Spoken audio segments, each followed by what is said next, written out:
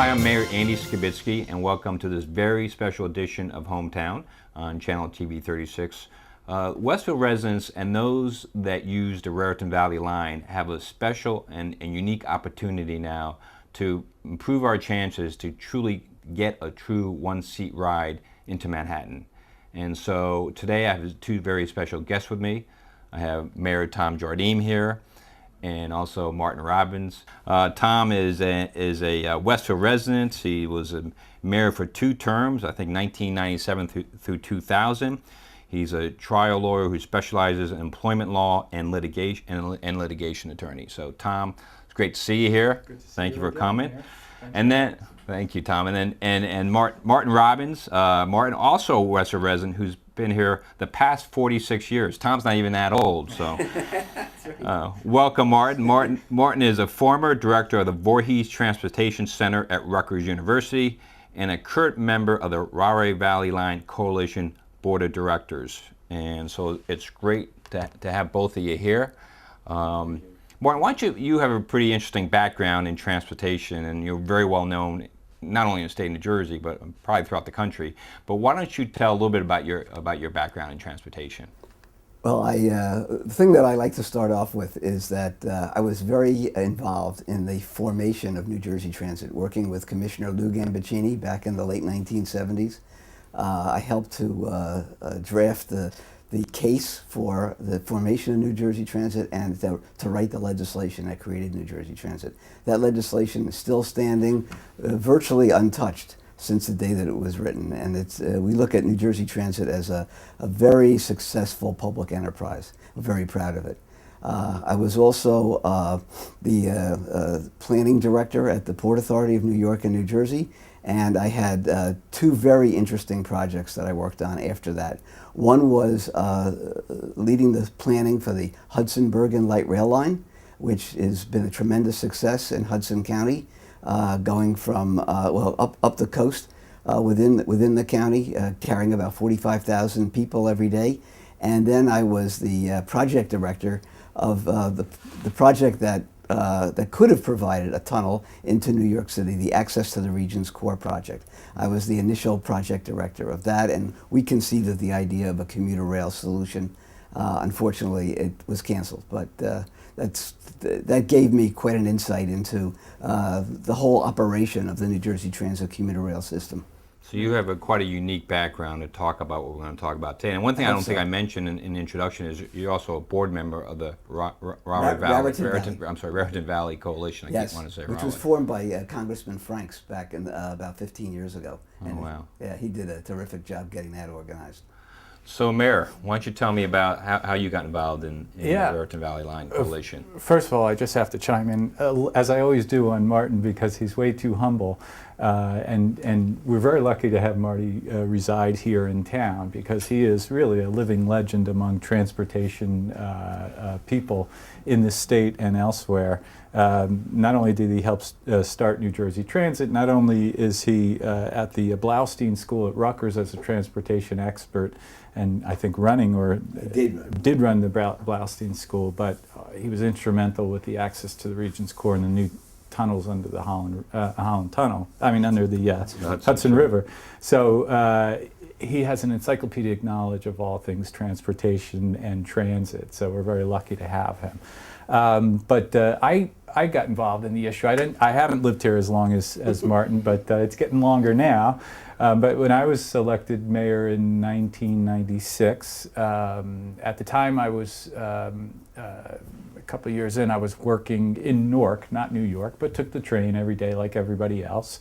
And there was a lot to improve. And so as a sitting mayor, sitting on the train, I would hear from constituents every once in a while about the commute, and I would have the aggravations myself. So in 1998, I believe it was, I got this idea to put together, as best I can, a sort of a little coalition of riders.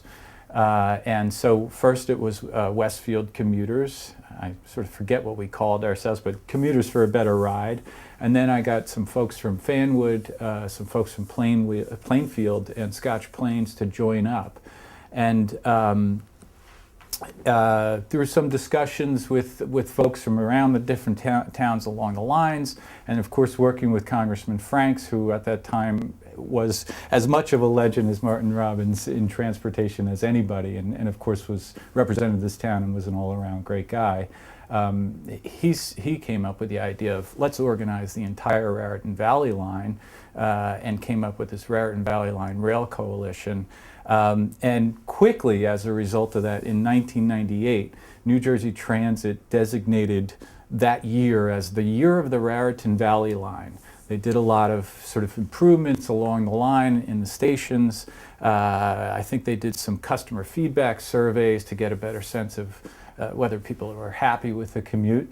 And that was a great start. And of course, we decided our ultimate goal, right from the start, we decided our ultimate goal was to get a one-seat ride into Manhattan.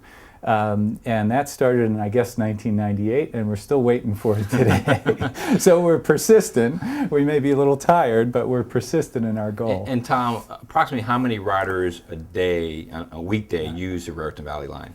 Yeah, well, it's about 1,600 from Westfield, Okay. and anywhere from 12 to 14,000 on the entire Raritan Valley line. So as far as New Jersey Transit goes, it's one of the busier lines, isn't it? It's one of the busier lines with one of the larger growths as well for the It's lines. had steady growth for quite a number of years. Right.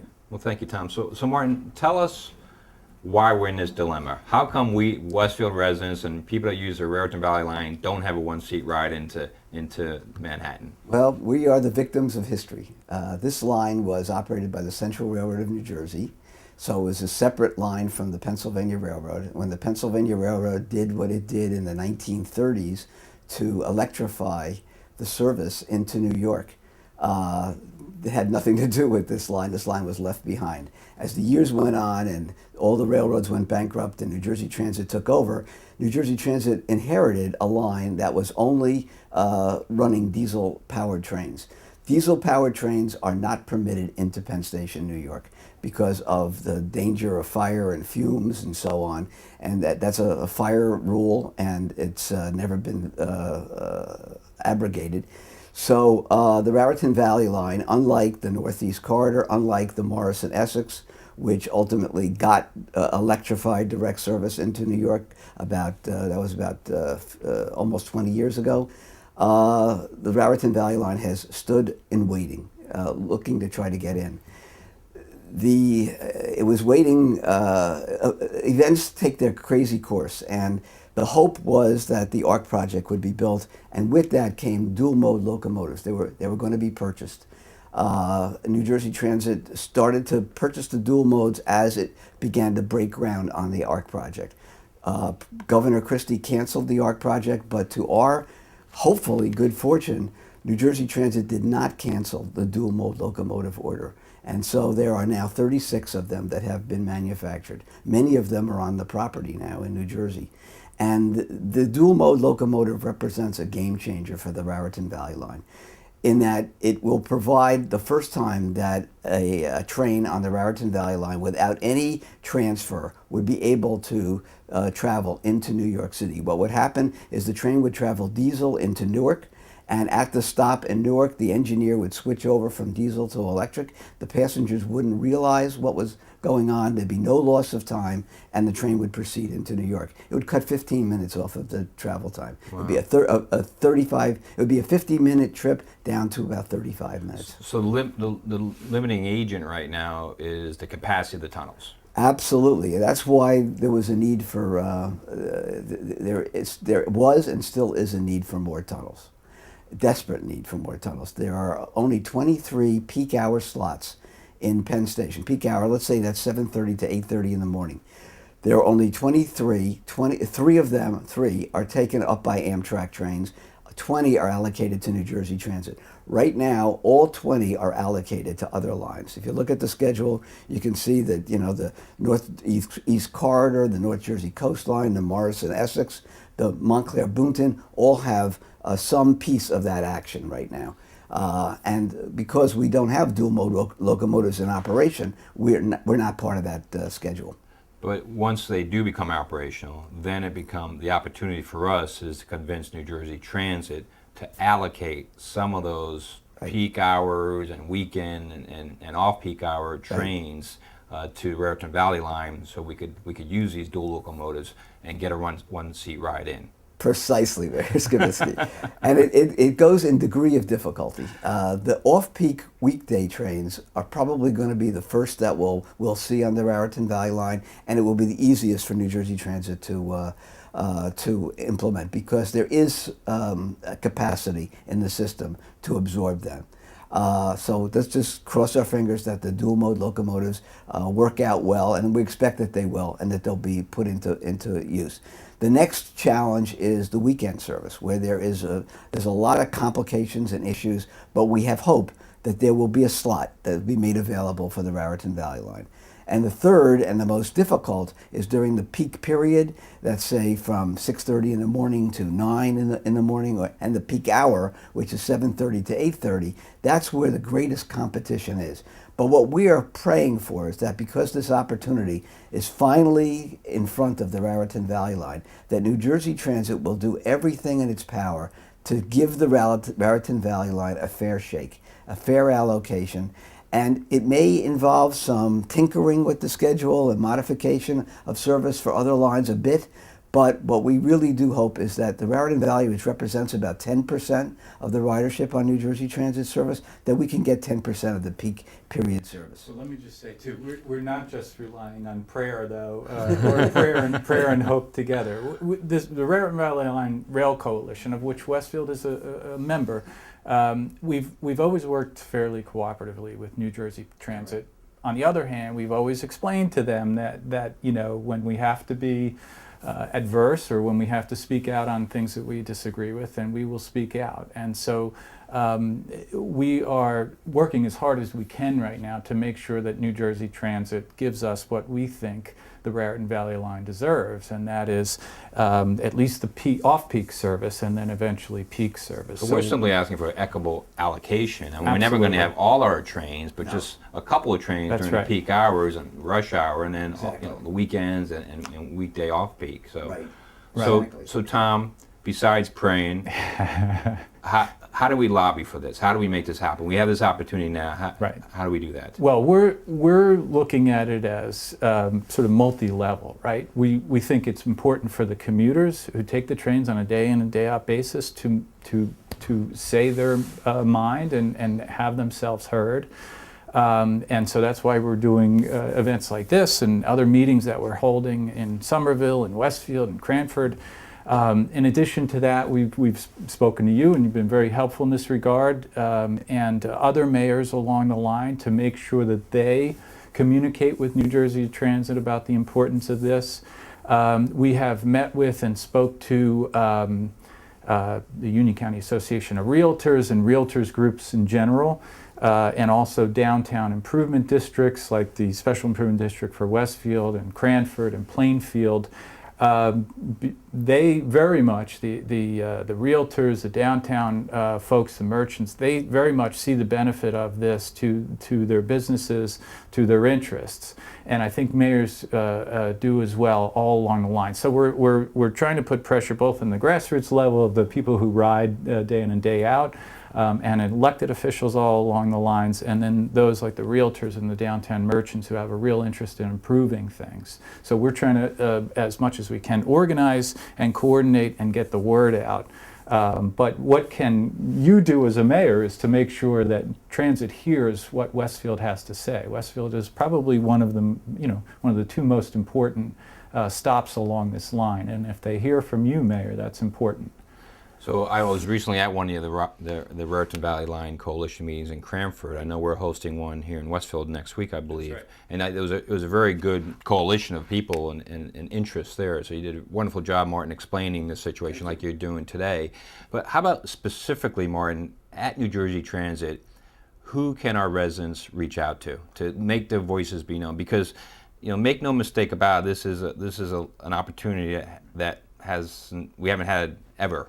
And so how do we make the most of this opportunity? Who do we contact, and in a nice, friendly, but forceful manner, say, hey, we want equitable allocation. We want our residents to have a direct one-seat ride into the city. I think we're fortunate in that the executive director of New Jersey Transit is a very seasoned professional who understands New Jersey's public transportation system and its needs. And that's Jim Weinstein. He's been the executive director. He was formerly commissioner of transportation, so he has quite a knowledge about the subject. And he needs to hear this. He needs to tell his staff, go to work, try to figure out how we can give the Raritan Valley line the most equitable shake that we possibly can on the implementation of the dual mode locomotive. This is the opportunity. Okay. And just to be clear, the reason why now is such a critical period of time is because pretty soon the trains will have gone through their testing period, and pretty soon New Jersey Transit will be putting its new schedule together. So we have a, what, 6 to... I'd say maybe maximum 15 months or so. Okay, Yeah. anywhere from 8 to 15 month window to really get our message out. And so this is a critical period of time for the life of the line and for the improvement of the commute for the people. So just to reiterate, I mean, I encourage the residents of Westfield, all those from other communities that use the Raritan Valley line, to get in touch with Jim Weinstein, the executive director of New Jersey Transit, as well as our state legislators. I've spoken to all of them. I spoke to Senator Kane and Assemblyman John Bramnick and Assemblywoman Nancy Munoz, and they're all in favor of equitable allocation. And they're working on our behalf, but still it doesn't hurt to contact our offices and let your voices be known, as well as Mr. Weinstein's office as well. Right. Perfect. Exactly. Excellent, excellent. So just from a pure quality of life standpoint, explain to me, Martin, what's that mean to Westfield residents I can with tell a one-seat ride? I can tell you so many incidents. I travel to New York City on the weekends by train very frequently, and just about a month ago, my wife and I had a very tight schedule, and we were going to meet my son and daughter-in-law at a restaurant in New York, and we took the Raritan Valley line to Newark, and we had to make the connection. And our train had been held up, here and there for a number of minutes, but it wasn't really that many minutes. We got to Newark, got up to the platform, and the train pulled away. And that just made me say, oh, one-seat ride, where are you when we need you? It is the kind of thing that discourages people from using public transportation. If you live in Rahway or near Metro Park or Elizabeth, you can catch a train on the Northeast Corridor and just simply get on the train, and the issues are over. You're on your way, and you'll be in New York in 25, 35 minutes. You get on a train in Westfield, and it is nail-biting time. Every time the train is held up at the Aldine ramp or any other Hunter interlocking, we have many little hurdles that we have to get through here. It becomes a nerve-wracking experience. That will be gone. And I would hope that certainly the weekend service is going to be all one-seat ride, every train. But in terms of the economy, that will help, but what would really help is service on the peak, during the morning peak period, because that's what draws residents from other communities. When people, let's say there's a young couple that is got a home in Jersey City or in New York, and they're looking for a residence, when they look around, they'll say, what has really good rail service into Midtown Manhattan? Westfield ranks not at the top of that list. Summit, which is our neighbor, shot to the top of that list when Midtown Direct came in. And obviously the property values there also skyrocketed. And so Westfield, it really will become more competitive in the regional economy as a place where people will want to buy homes. And that's a terrific thing for all of us. And how many minutes would it save a commuter? I think it would save 15 minutes on the inbound trip. I'm going to botch the statistic, but I think for every minute saved, your home, you can expect to receive what, $3,000 increase in your home value. So $45,000 increase on average if you live relatively close to the station. And I would say, I mean, I grew up along the Peapack Gladstone line up in Long Hill Township, up in Millington, and when they got one-seat ride, my parents, who still live up there, the property values shot up. I mean, that's just the reality of what what happens. So the population at large, but particularly for the people who take it every day, and they're not just going to Penn Station, New York. After you get there, you have to probably get on the E train to go up 3rd Avenue. So it can be quite an epic journey. But if you can get on in Westfield, get off in New York City, and then make whatever else connection you have to make, it makes your life a lot easier. It sure does. And Mayor, another benefit is it would take probably a lot more cars off the road, right? I think so, and we were talking before how some people now drive to the Rahway train station because they'll get the Northeast Corridor there, and that is a one-seat ride. So you won't have all these cars cutting through Westfield in order to get to Rahway train station, and other ways that people do it now. So yeah, it'll definitely lead to more cars off the road. Excellent, which is always a good thing, and alleviate some of the congestion on New Jersey roads and highways. We might have to build that parking garage finally. Okay, that's another. That was Mayor Jardim's suggestion, by the way. That's another show. So Martin, you mentioned earlier that they're testing these dual locomotive engines. Where are they in that stage? And have you been on one? No, but our colleague, Peter Palmer, at the Raritan Valley Rail Coalition, our colleague, Peter Palmer, had the very interesting experience of riding on a train that was pulled by a dual-mode locomotive into Penn Station, New York, because there were Hurricane Sandy problems that had come up on the Gladstone line, and they actually deployed the dual-mode locomotive on the Gladstone line and took the train into Penn Station. So we're very envious of him because he had that opportunity. But they are being tested primarily on lines that have electric service but don't go into Penn Station, New York, and they've been on a variety of places in New Jersey, like the Montclair-Boonton line, coming down onto the Morrison-Essex, so it's a mixture of diesel and electric, and then they're able to test it going into Hoboken because the electric power is there. As they get more confident, they're going to start moving it to the North Jersey coastline, and then they will move it to the Raritan Valley line on a test basis. We were told that they would test off-peak weekday service. We have a letter that says that. So we're anticipating hearing not too long a time, maybe it will be this winter, that we will, or maybe even in the fall, that we will see off-peak weekday service being tested on the Raritan Valley line. Then comes the question, what is the permanent deployment of these trains? That is, and we have not gotten any answers from New Jersey Transit. Admittedly, they have some hard decisions to make, but what we're doing is getting people aware of this and making New Jersey Transit aware that the people in the Raritan Valley are watching them and pleading with them to give us a fair shake. Because the tunnel's at capacity, every one-seat ride we get in will take from another During line. the peak period, that's true, Okay. particularly the peak hour. So, we're hoping for the best, and that's why we need to get the citizens aware of what's going on, and the politicians. So I think you said that New Jersey Transit purchased 36 of these dual locomotives. Yes, they Do you did. remember the price of those? Not offhand, they're pretty expensive. They're pretty expensive. $2.5 million perhaps each. I think Okay. it's something on that order, and I think that's about it. And so in Because they're theory, very special. I mean, this is a kind of the first time they've ever been produced for use in the United States. so is it fair to say it mainly This time. funded through those that use New Jersey Transit? Well, no, it's funded, no. How are New they Jersey funded? Transit's capital needs come from federal government and the state, the Transportation Trust Fund. Okay, so none of the fees to ride the train? No, the way it works in New Jersey is different from other places, and all of the capital is taken care of separately from the fares. Okay, but still funded by our residents indirectly? Oh yeah, I mean the state budget, that which is federal, we have a little share of that. At the state level, any debt that's incurred, and there's plenty of debt that's being incurred, that has to be paid for ultimately by the taxpayers. So we should get our equitable allocation. Oh yeah, we're participating in it, but it's not the fares that directly are paying for the capital improvements.